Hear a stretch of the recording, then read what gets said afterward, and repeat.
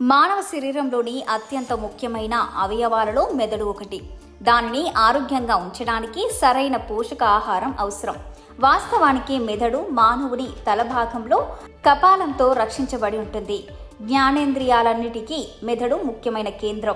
మెదడుకు తనంతట తానే సొంతంగా మరమ్మతులు చేసుకునే గుణం ఉంటుంది. ఇంకా మనం ఏం చేయాలన్నా తినాలన్నా మెదడు అజ్ఞానతోనే జరుగుతుంది. మెదడు బలంగా ఉంటేనే జ్ఞాపక శక్తి పెరుగుతుంది. అందుకే మిగిలిన శరీరాన్ని జాగ్రత్తగా చూసుకుంటూ మెదడును పట్టించుకోకపోతే అంత వ్యర్థమే అంటున్నారు ఆరోగ్య నిపుణులు. అయితే మన మెదడుకు చాలా ఆహార పదార్థాలు ఆరోగ్యంగా ఉండేందుకు సహాయపడతాయి. దీంతో మానసిక ఆరోగ్యం మెరుగుపడుతుంది. కొన్ని ఆహారాలు మాత్రం మెదడుకు తీవ్ర హాని కలిగిస్తాయి.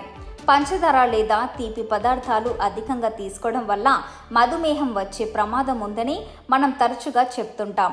కానీ మితిమీరిన తీపి పదార్థాలు తినడం మెదడుకు మంచిది కాదని వైద్య నిపుణులు పేర్కొంటున్నారు. ఇది ఇన్సులిన్స్ నిరోధకతను కలిగించడమే కాకుండా మెదడుకు గణనీయమైన నష్టాన్ని కూడా కలిగిస్తుంది.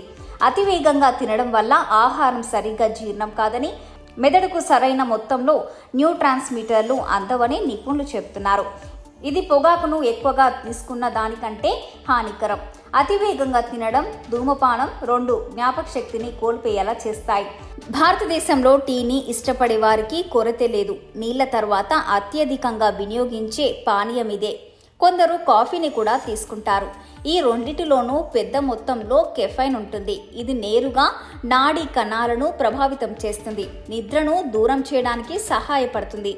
ఇది దీర్ఘకాలంలో మెదడుకు మంచిది కాదు. అధికంగా ఆయిల్ ఫుడ్ తినడానికి ఇష్టపడేవారు తరచుగా ఉబకాయం, అధిక కొలెస్ట్రాల్, మధుమేహం, అధిక రక్తపోటు, గుండెపోటు బాధితులుగా మారతారు. అంతేకాకుండా ఆయిల్ ఫుడ్ కూడా మన మెదడుకు హాని చేస్తుంది.